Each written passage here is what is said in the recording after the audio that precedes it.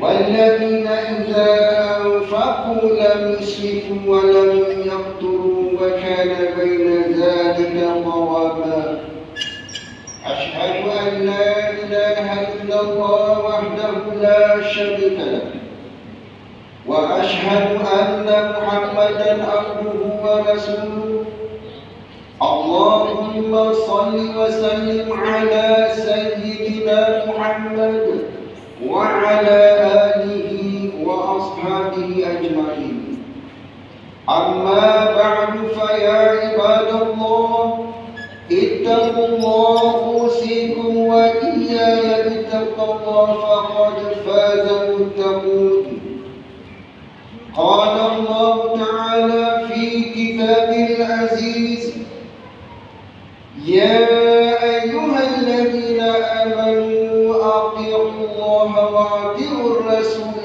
وأولي الأمر منكم فإن تنازعتم في شيء فردوه إلى الله والرسول إن كنتم تؤمنون بالله واليوم الآخر ذلك خير وأحسن تأويلا.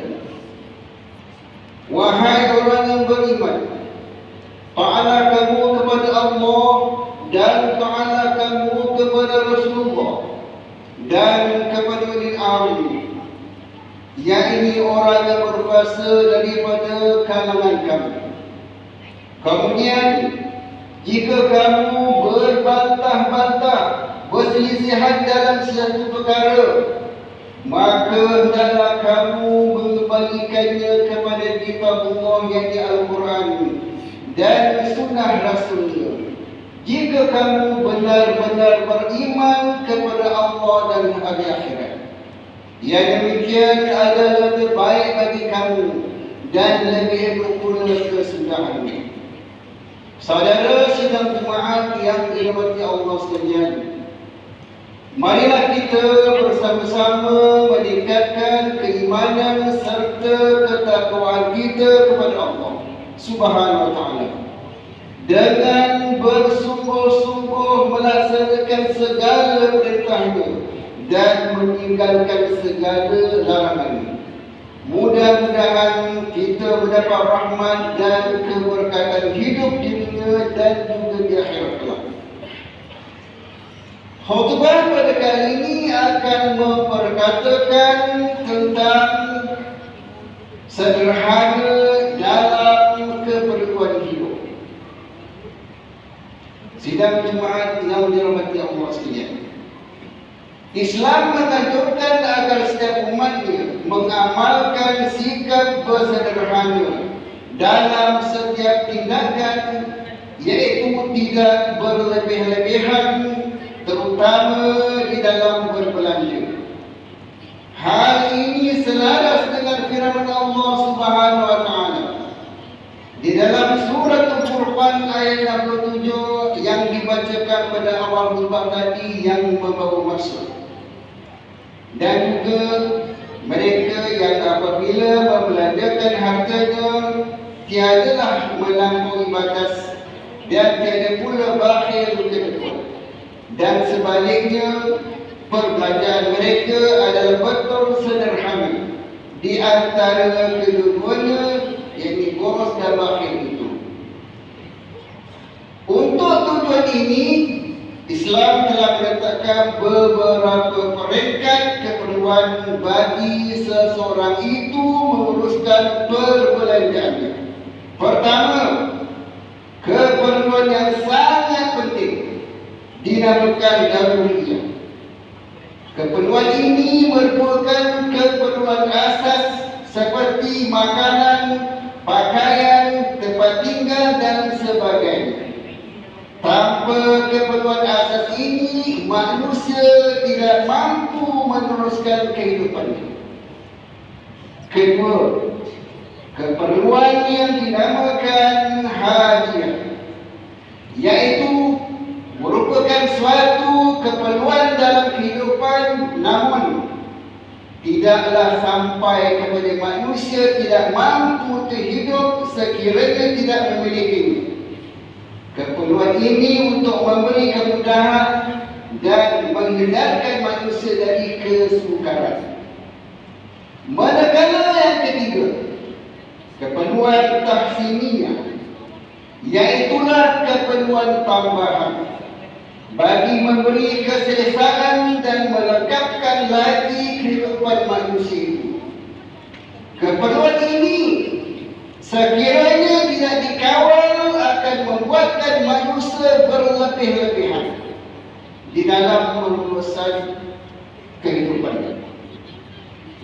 Ma'asyiral muslimin rahimahullah, sebagai seorang Islam, tentunya kita menyadari bahawa dalam menjalani kehidupan ini Allah Subhanahu wa taala telah memberikan berbagai nikmat yang tidak terhitung banyaknya, sama ada dalam bentuk kesihatan, keamanan, kesejahteraan, kebahagiaan dan sebagainya.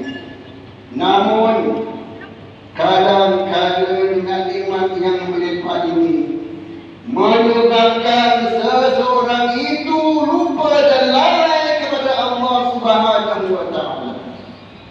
Contohnya, pada hari ini kita dapat melihat jumlah rakyat Malaysia yang terlibat dengan masalah keuangan semakin meningkat.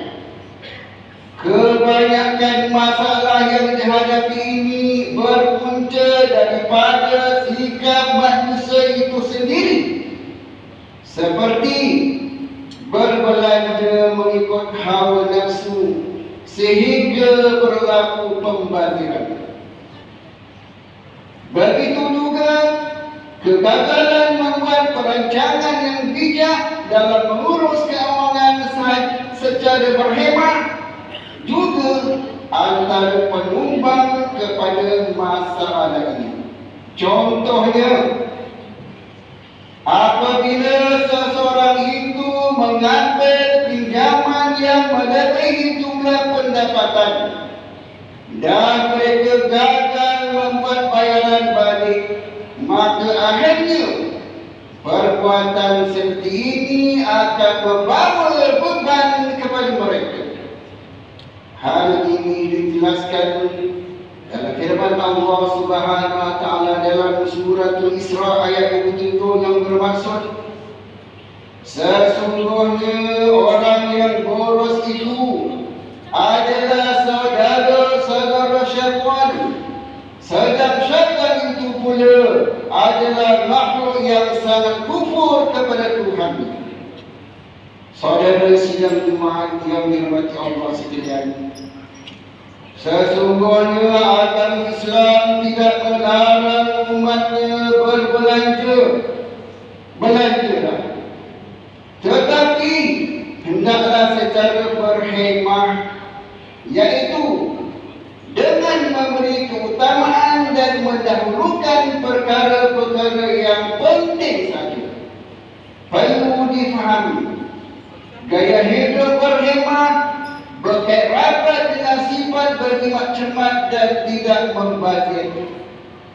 Jika dasar berhemat ini diambil kira, maka kehidupan masyarakat akan senantiasa terpelihara sepanjang masa. Oleh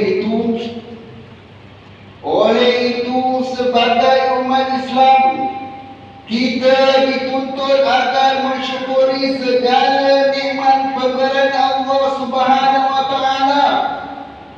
Kita hendaklah menguruskan segala perbelanjaan untuk keperluan hidup dengan sebaik-baiknya pada setiap masa, sama ada pada waktu senang, lebih lagi pada waktu kesusahan. Selain itu, umat Islam juga dinasihatkan agar senantiasa berhati-hati di dalam berbuat pelaburan dan pilihlah pelaburan yang sah, selamat dan mendapati hukum syara. Mintalah khidmat nasihat daripada pihak yang berwajib jika mengalami masalah keuangan.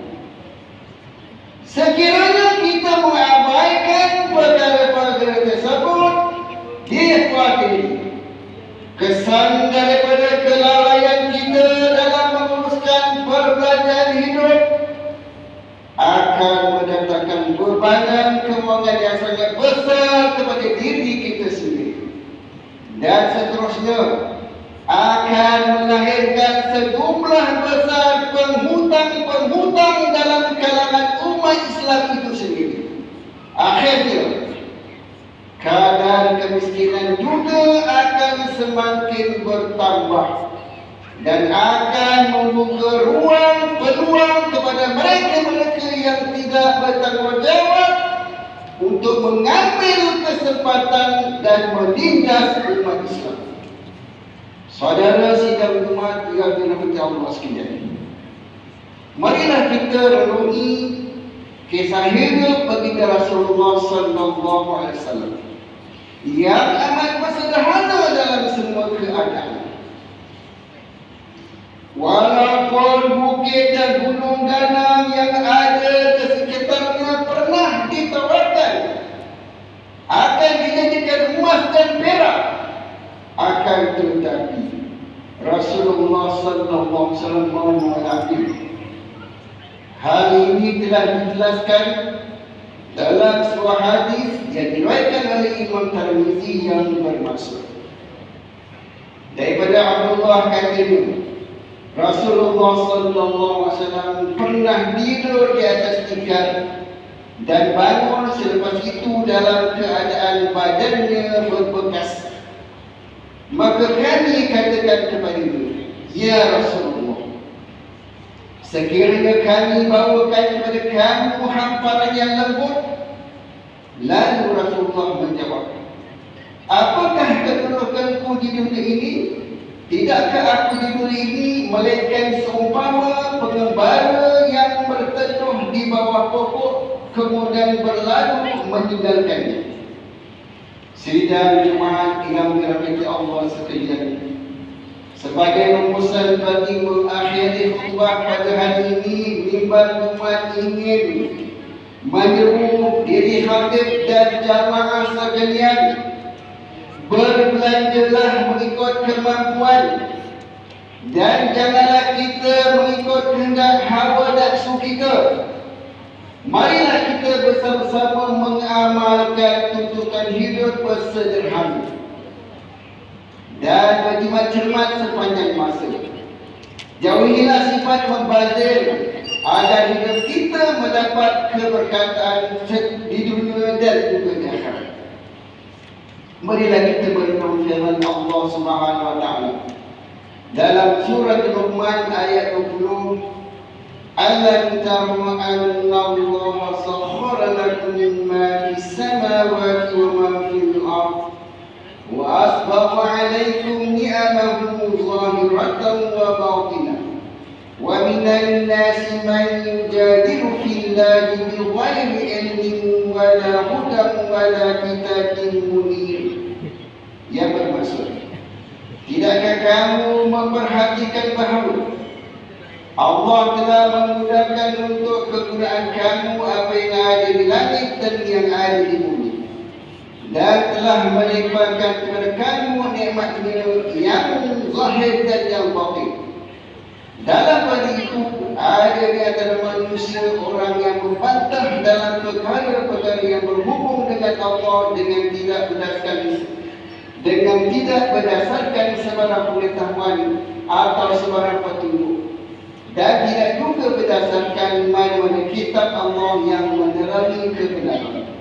Barakallahu li wa lakum bil Qur'anil azim wa nafa'ani wa iyyakum bima fihi minal ayati wa dzikril hakim wa taqabbal minni wa minkum tilawatahu innahu huwas samiul alim.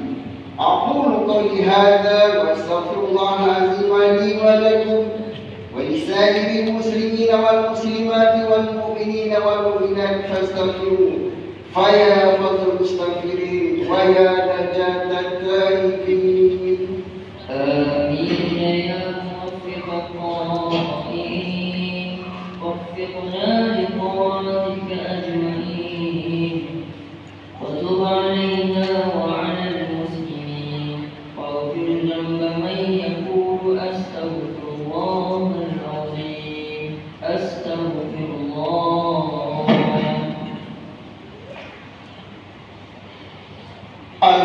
لله حمدا كثيرا كما أمر. أشهد أن لا إله إلا الله وحده لا شريك له إقرارا بالربوبية وإرغاما لمن جهل به وكفر. وأشهد أن سيدنا محمد سيد البشر صلى الله وسلم على سيدنا محمد وعلى آله وصحبه من توصل العلم بظلم وظلم بخبر. أما بعد فيا عباد الله اتقوا الله فيما أمر وانتهوا أمانهم عنه وإليه. Wahai sekalian hamba Allah, ingatlah bahawa dunia ini adalah tempat tumpangan untuk sementara. Akhirat pula sebenar-benarnya tempat yang kekal untuk selama-lamanya. Oleh itu, marilah kita bertakwa kepada Allah untuk mendapatkan kebahagiaan serta menyelamatkan diri dari sesaat api neraka. Allah berfirman dalam surah Al-Ahzab ayat 56, Inna Allah wa malaikatahu yusalluna 'alan nabi ya ayyuhalladzina amanu sallu 'alaihi wa sallimu taslima. Yang bermaksud, sesungguhnya Allah dan malaikatnya berselawat, yakni memberi segala penghormatan dan kebaikan kepada Nabi Muhammad sallallahu alaihi wasallam. Wahai orang yang beriman, berselawatlah kamu kepadanya serta ucapkanlah salam sejahtera yang dengan penghormatan yang sepenuhnya. Allahumma salli wa sallim ala sayyidina Muhammad wa ala ali sayyidina wa maulana Muhammad. Marilah kita bermohon kepada Allah Subhanahu wa taala semoga Allah meridai khalifah Rasulullah sallallahu alaihi wasallam, yaitu Sayyidina Abu Bakar Siddiq radhiyallahu anhu, Sayyidina Umar bin Khattab radhiyallahu anhu, Sayyidina Utsman bin Affan radhiyallahu anhu, dan Sayyidina Ali bin Abi Thalib radhiyallahu anhu, dan sahabat-sahabat baginda yang sama-sama berjuang menegakkan agama Allah yang Maha Suci ini radhiyallahu anhu. Seterusnya kepada bapa saudara junjungan kita Sayyidina Hamzah dan Sayyidina Abbas radhiyallahu anhu, cucunya baginda Sayyidina Hasan dan Sayyidina Husain radhiyallahu anhu, putri-putri baginda Sayyidatuna Fatimah Zahra dan lainnya radhiyallahu anhunna, isteri-isteri baginda Sayyidatuna Khadijah, Sayyidatuna Aisyah dan lainnya radhiyallahu anhunna, kepada sekalian keluarga, sahabat-sahabat, pengikut sahabat radhiyallahu anhum, dan yang menuruti mereka itu dari semasa ke semasa hingga ke hari kiamat. Allahumma ighfir lil muslimina wal muslimat wal mu'minina wal mu'minat al ahya'i minhum wal amwat.